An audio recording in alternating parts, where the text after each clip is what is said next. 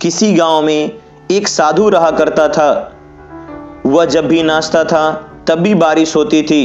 इसलिए गांव के लोगों को जब भी बारिश की जरूरत होती तब वे लोग उस साधु के पास जाते और उनसे अनुरोध करते कि वह नाचे, और जब वह नाचने लगते तो बारिश जरूर होती थी। कुछ दिनों बाद 4 लड़के शहर से गांव में घूमने आए।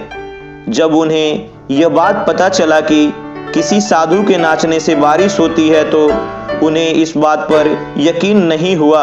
शहरी पढ़ाई लिखाई के घमंड में उन्होंने गांव वालों को चुनौती दे दी कि अगर हम भी नाचेंगे तो बारिश होगी, और अगर हमारे नाचने से बारिश नहीं हुई तो साधु के नाचने से भी बारिश नहीं होगी।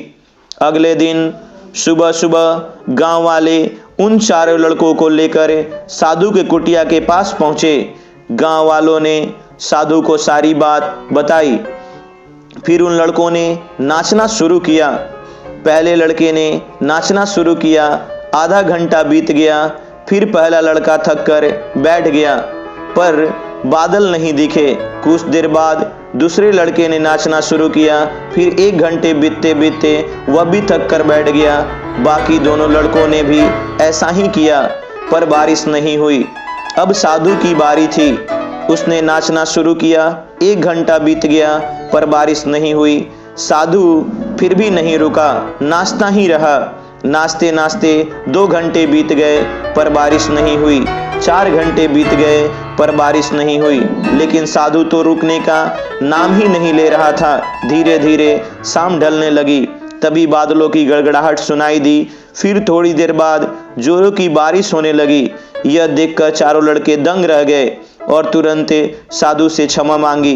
फिर 4 लड़कों ने साधु से पूछा, बाबा भला ऐसा क्यों कि हमारे नाचने से बारिश नहीं हुई और आपके नाचने से बारिश हो गई? साधु ने उत्तर दिया, जब मैं नाचता हूँ तो 2 बातों का ध्यान रखता हूँ।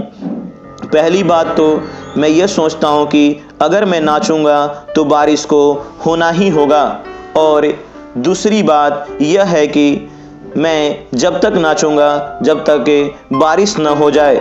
सफलता पाने वालों में भी यही गुण विद्यमान होता है। वे जिस काम को भी करते हैं उसमें उसे सफल होने का पूरा भरोसा होता है, और वे तब तक उस काम को करते हैं जब तक कि उसमें सफल न हो जाए।